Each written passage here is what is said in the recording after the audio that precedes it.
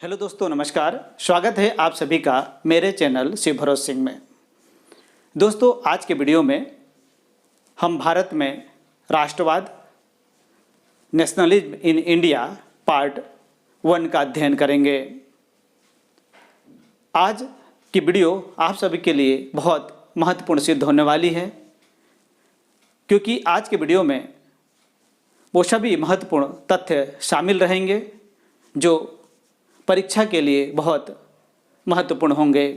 तो चलिए मैं प्रारंभ करता हूं आज के वीडियो को, और आप मेरे साथ वीडियो के अंत तक जुड़े रहिए और सभी महत्वपूर्ण तथ्यों को समझते चलिए। आज के वीडियो में पहला महत्वपूर्ण तथ्य है पहला विश्व युद्ध, खिलाफत और असहयोग आंदोलन। इसका हम अध्ययन करेंगे। दूसरा, सत्याग्रह का विचार। इसके अंतर्गत गांधी जी की दक्षिण अफ्रीका से भारत वापसी 1915, 1917 चंपारण आंदोलन बिहार में जो गांधी जी द्वारा प्रारंभ किया गया, 1917 खेड़ा आंदोलन गुजरात में जो गांधी जी द्वारा प्रारंभ किया गया, और 1918 अहमदाबाद सूती मिल आंदोलन गुजरात में जो गांधी जी द्वारा प्रारंभ किया गया। इसके बाद जो है रोलेक्ट एक्ट 1919। रोलेक्ट एक्ट क्या था और भारत में इसका क्यों विरोध हुआ, इसका अध्ययन करेंगे। और अगले क्रम में असहयोग आंदोलन ही क्यों, इसका अध्ययन करेंगे। ये सभी तथ्य परीक्षाओं के लिए बहुत महत्वपूर्ण हैं और इस पर आधारित प्रश्न आपकी परीक्षाओं में पूछे जाते हैं। तो चलिए सबसे पहले हम प्रारंभ करते हैं और देखते हैं इसे पहला विश्व युद्ध। पहला विश्व युद्ध से भारत में राष्ट्रवाद का क्या संबंध है? पहला विश्व युद्ध जो 1914 से 1918 तक चला। अब ब्रिटिश हुकूमत ने भारत को इस विश्व युद्ध में झोंक दिया। इसके कारण से भारत की आर्थिक और राजनीतिक परिस्थितियां प्रभावित हुई। अब इसके क्या प्रभाव पड़े और प्रथम विश्व युद्ध का भारत पर क्या असर रहा, चलिए इसको देखते हैं। दूसरा महत्वपूर्ण बिंदु यहाँ पर है कि ब्रिटिश सरकार ने कर बढ़ा दिया, क्योंकि ब्रिटिश सरकार ने भारत को युद्ध में झोंक दिया और युद्ध के लिए धन की आवश्यकता थी, इसलिए ब्रिटिश सरकार ने कर बढ़ा दिया। इसका बोझ भारतीयों पे पड़ा। तीसरा बिंदु देखते हैं कि ब्रिटिश सरकार ने भारतीयों को युद्ध में झोंक दिया।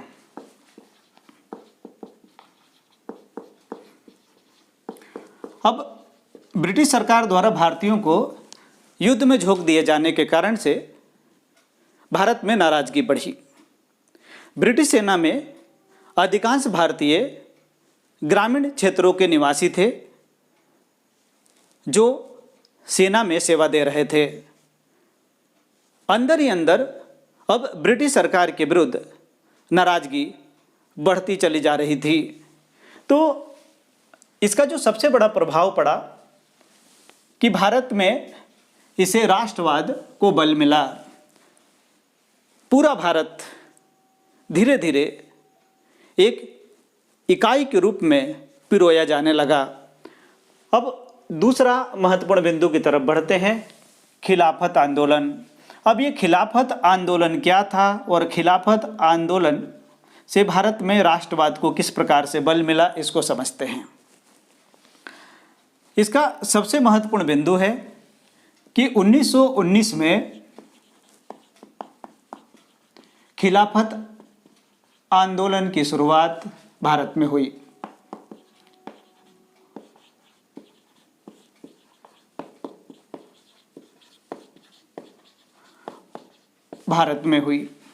अब भारत में जब इस आंदोलन की शुरुआत हुई तो गांधी जी ने इस आंदोलन का समर्थन किया।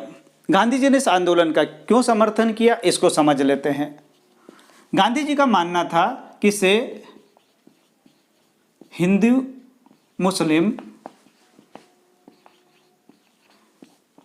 एकता को बल मिलेगा।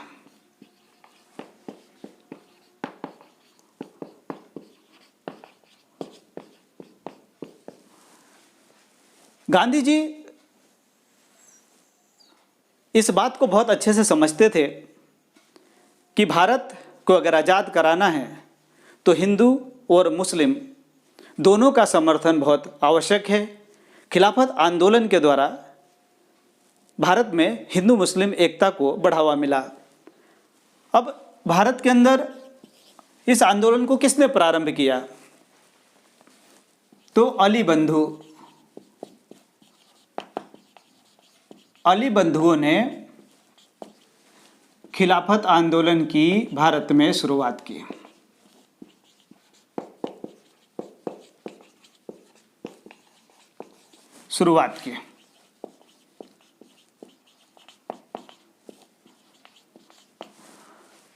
खिलाफत आंदोलन भारत में क्यों प्रारंभ हुआ, इसको समझते हैं। तुर्की के खलीफा को ब्रिटिश सरकार ने अपदस्थ करने का प्रयास किया। ऐसा अफवाह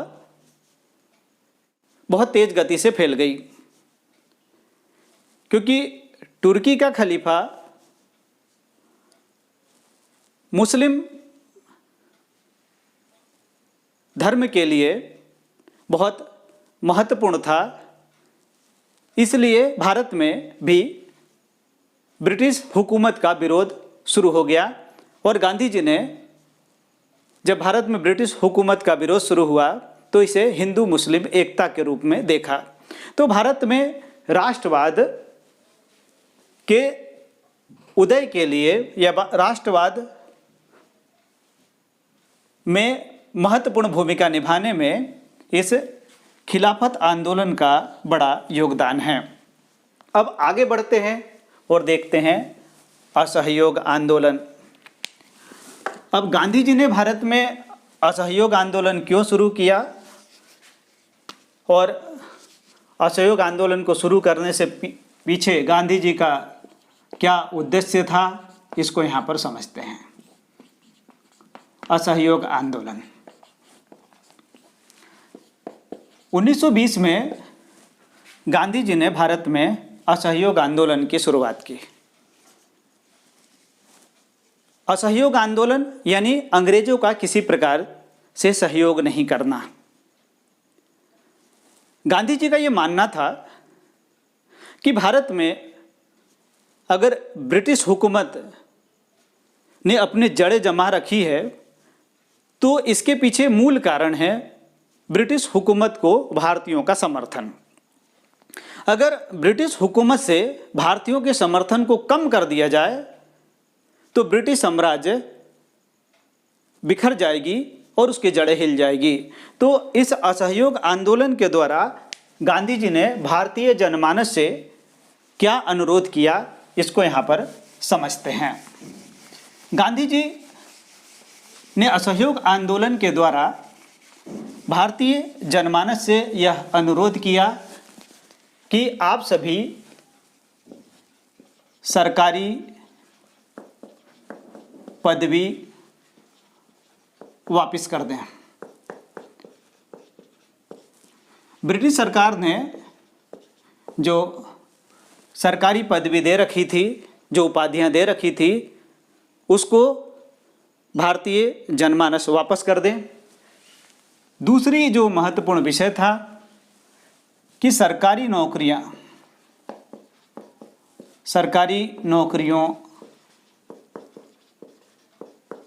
का त्याग,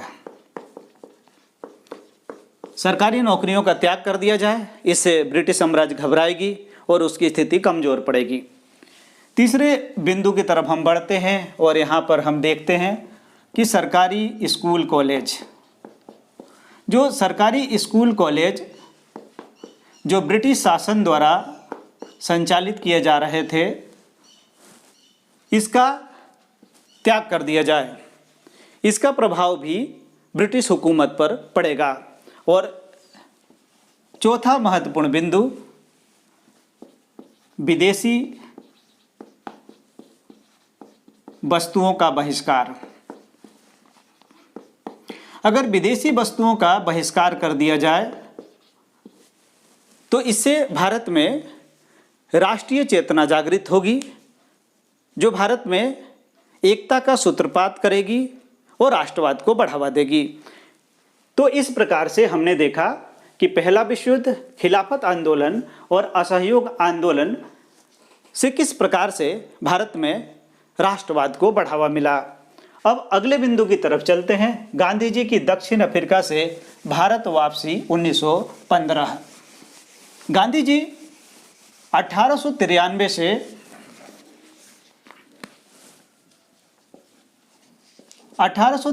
से 1915 तक दक्षिण अफ्रीका में रहे।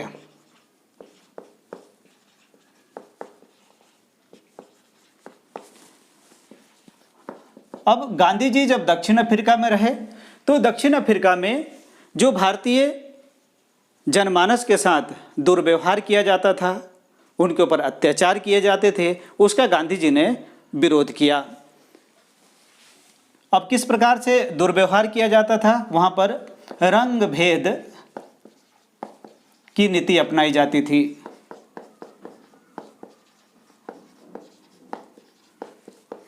गांधी जी ने इसका विरोध किया और इस प्रकार से गांधी जी ने अपने जीवन में किस प्रकार से सत्याग्रह करना है उसको दक्षिण अफ्रीका में ही सीखना प्रारंभ कर दिया था। अब गांधी जी जब भारत वापस लौट कर आए तो किस प्रकार की भारत में परिस्थितियां थी और किस प्रकार से गांधी जी ने भारतीय जनमानस के बीच में आकर राष्ट्रीय चेतना को जागृत करने का प्रयास किया, इसको समझते हैं। तो हम यहाँ पर देखते हैं कि 1915 में गांधी जी वापस आ गए। 1917 का चंपारण आंदोलन,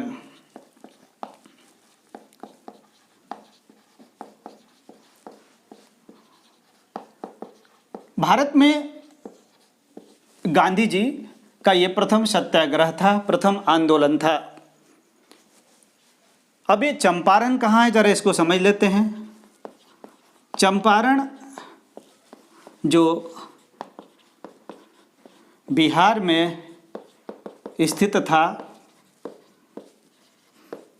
यहाँ पर किसानों द्वारा नील की खेती की जाती थी।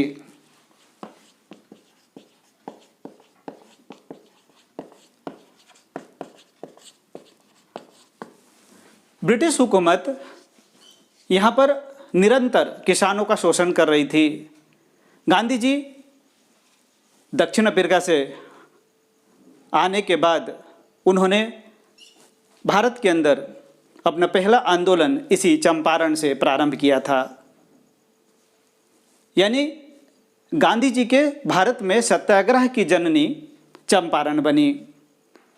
चंपारण में जिस तरीके से ब्रिटिश हुकूमत द्वारा किसानों का शोषण किया जाता था और जिस प्रकार से गांधी जी ने यहाँ पर आंदोलन चलाया और गांधी जी को सफलता मिली, इसके बाद गांधी जी ने सत्याग्रह के मार्ग को पकड़ लिया और आंदोलनों को नया नया स्वरूप प्रदान करते चले गए। अब आगे बढ़ते हैं और देखते हैं कि अगला आंदोलन कौन सा है। 1917 में ही गांधी जी ने खेड़ा आंदोलन चलाया। अब ये खेड़ा कहाँ है, इसको समझ लेते हैं। खेड़ा जिला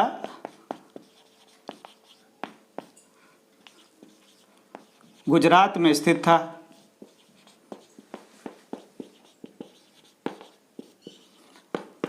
गांधी जी ने यहाँ पर अपना सत्याग्रह आंदोलन प्रारंभ किया। ब्रिटिश हुकूमत द्वारा किसानों पर भारी भरकम कर लगाया जाता था। गांधी जी ने यहाँ पर उस कर का विरोध किया और गांधी जी सफल हुए। इस प्रकार से भारत में राष्ट्रवाद को जन्म देने में इस खेड़ा आंदोलन का भी बहुत महत्वपूर्ण भूमिका है। अब आगे बढ़ते हैं और देखते हैं 1918 अहमदाबाद सूती मिल आंदोलन। 1918 अहमदाबाद सूती मिल आंदोलन। गांधी जी ने यहाँ पर आंदोलन प्रारंभ किया और गांधी जी को इस आंदोलन में भी सफलता मिली। इस प्रकार से बिहार में गांधी जी ने अपना पहला आंदोलन प्रारंभ किया और वो आंदोलन अब गुजरात में फैलने लग गया।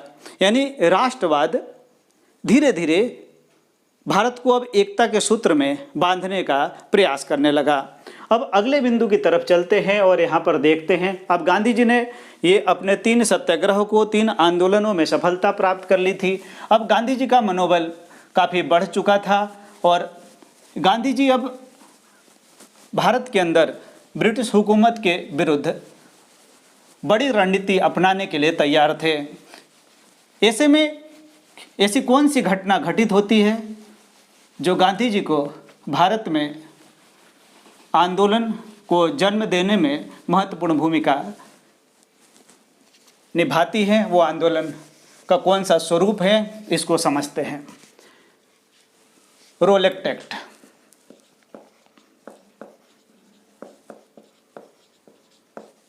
(1919) ब्रिटिश हुकूमत द्वारा एक ऐसा एक्ट पारित किया जाता है जो भारत में राजनीतिक गतिविधियों को रोकने और भारतीयों पर बिना आरोप के उन्हें उनके ऊपर केस चलाने का अधिकार दे देती है। भारत में इसका विरोध होता है और गांधी जी अब यहाँ पर रोलेक्ट एक्ट का व्यापक रूप से विरोध करना चाहते हैं। इस प्रकार से रोलेक्ट एक्ट भारत में राष्ट्रवाद की भावना को जन्म देने में महत्वपूर्ण भूमिका निभाती है। अब इस रोलेक्ट एक्ट का फैलाव किस प्रकार से होता है और इस रोलेक्ट एक्ट के कारण से कौन सी घटनाओं का जन्म होता है, इसको समझ लेते हैं। 13 अप्रैल 1919 जलियांवाला बाग हत्याकांड।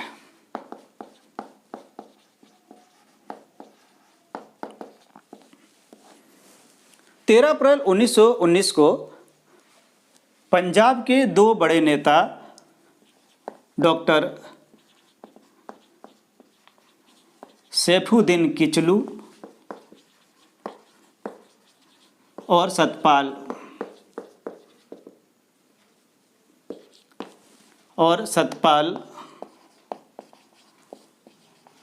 को ब्रिटिश सरकार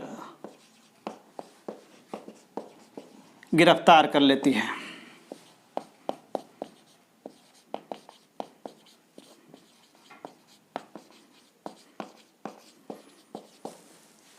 अब जलियांवाला बाग, ये जलियांवाला बाग पंजाब के अमृतसर में स्थित था। जब डॉक्टर सतपाल और सैफुद्दीन किचलू को ब्रिटिश हुकूमत द्वारा गिरफ्तार किया जाता है तो इसका विरोध करने के लिए 13 अप्रैल 1919 को बैसाखी के दिन जलियांवाला बाग में बड़ी संख्या में लोग इकट्ठा होते हैं और वहाँ पर एक शांतिपूर्ण सभा चल रही रहती है। लेकिन उसी बीच जनरल डायर अपनी सेना को लेकर वहाँ आता है और अंधाधुंध गोलियां चलाता है, जिसमें सैकड़ों लोग मारे जाते हैं और हजारों लोग घायल हो जाते हैं। जब इसकी जानकारी उत्तर भारत सहित देश के अन्य हिस्सों में पहुंचती है तो भारत में ब्रिटिश हुकूमत का विरोध होने लगता है और इस प्रकार से ब्रिटिश हुकूमत के विरुद्ध भारतीय जनमानस में घृणा का भाव पैदा होता है, जो ब्रिटिश हुकूमत को भारत से बाहर निकाल फेंकने में बड़ी महत्वपूर्ण सिद्ध होती है। अगले बिंदु की तरफ चलते हैं और इसको समझते हैं। असहयोग आंदोलन ही क्यों? यहाँ पर इसे लिखे जाने का क्या उद्देश्य है, इसको समझते हैं। अपनी प्रसिद्ध पुस्तक हिंद स्वराज में गांधी जी ये लिखते हैं कि भारत में अंग्रेजों का शासन भारतीयों के सहयोग से स्थापित हुआ था और भारतीय अपना सहयोग वापस ले ले तो साल भर के अंदर ब्रिटिश साम्राज्य ढह जाएगा और स्वराज की स्थापना हो जाएगी। गांधी जी का ये मानना था कि भारत में ब्रिटिश साम्राज्य ने जो लंबे समय तक शासन किया है उसके पीछे भारतीय जनमानस का उन्हें सहयोग मिल रहा है। इसलिए अगर भारतीय जनमानस ब्रिटिश साम्राज्य से अपना सहयोग वापस ले ले तो ब्रिटिश साम्राज्य बहुत जल्दी ढह जाएगा और भारत को स्वराज्य प्राप्त हो जाएगा। तो आज के वीडियो में हमने सभी महत्वपूर्ण बिंदुओं को यहाँ देखा जो आपकी परीक्षा के लिए बहुत महत्वपूर्ण हैं। मैं इसी प्रकार के वीडियो आप सभी लोगों के लिए लेकर आता रहूँगा जिससे कि आप परीक्षा में अधिक से अधिक अंक प्राप्त कर सकें। आप मेरे वीडियो संबंधी जानकारी मेरे Telegram channel general knowledge and history पर जाकर देख सकते हैं। साथ ही आप मुझे फेसबुक और इंस्टाग्राम पे फॉलो कर सकते हैं। आपको मेरा वीडियो पसंद आए तो इसे लाइक, शेयर और सब्सक्राइब जरूर कीजिएगा।